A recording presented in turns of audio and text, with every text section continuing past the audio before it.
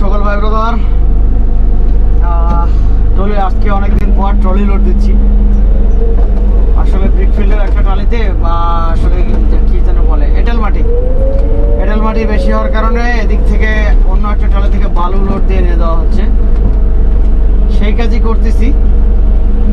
এখন দেখা গেল যে এই ট্রলির যে মিলটা বন্ধ আছে। এখন যেহেতু ওদিকে মাটি লাগবেই, আর এখন সব জমিতে পানি ঢুকানো হয়ে গেছে, যার কারণে নতুন করে আর কোথাও মাটি কাটা হবে না। সেজন্য যে যত পুরাতন মাটি আছে যেখানে বালু বেশি, সেই মাটিটাই নিয়ে যাচ্ছি। এই মাটি নিয়ে যে ওখানে যে আমরা বলি এঁটেল মাটি বলি, অনেকে খিয়ার মাটি বলে, অনেকে লাল মাটি বলে, ওই সেই মাটির সাথে মিক্সার দেওয়া হবে।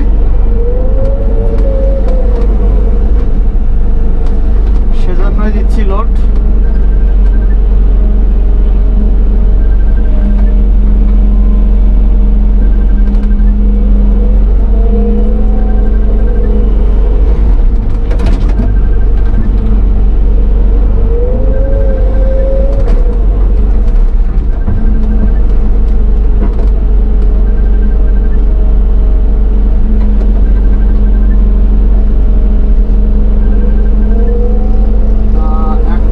আপনার 4 প্যাকেটে মূলত লোড হয়।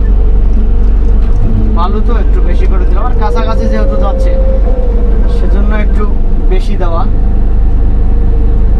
পোলাপান কল দিচ্ছে মেসেঞ্জারে। যাই হোক, পরে কথা বলি, আগে লোডগুলো দিয়ে নেই। 3টা ট্র্যাক্টর মোটে, তো যার কারণে আমার গাড়ি গ্যাপেই থাকতেছে। ওই যে দেখতে পাচ্ছেন গাড়ি আসতেছে, ব্যাক গিয়ার দিয়ে দাও। আবার এই জায়গার যে ড্রাইভার তার আবার মোটামুটি এক্সপার্ট। এই যে দেখেন, এক্সপার্ট বলতে বলতে অকাম করে বসছে। গাড়ি নামায় দিতে নিয়েছিল, এখনই আমার সুনাম করা লস হয়ে গেছে। টাকার সুনাম করবো না, আসুক। তো তারপর কি অবস্থা সকলের, কাজকর্মের কি অবস্থা সবার? আমাদের সিজন প্রায় ক্লোজ হতে যাচ্ছে। সামনে রমজানের পরে রমজানের ঈদুল ফিতরের পরে মোটামুটি সিজন ক্লোজ হয়ে যাওয়ার চিন্তা ভাবনা, যেটা দেখতেছি আর কি। বাকিটা আল্লাহ ভরসা। আশা তো সকলেই করে যে ডিউটি আরও কিছু হোক। অলরেডি বলা চলে আমার 900 ঘন্টার কাছাকাছি হয়ে গেছে বা প্লাস হয়ে গেছে। সব কিছু মিলে এই সিজনের পরিস্থিতি যেহেতু খারাপ, সব কিছু মিলে যদি 1500 বা 1800 ঘন্টা ডিউটি হয়, তাহলে তো সব কিছু মিলে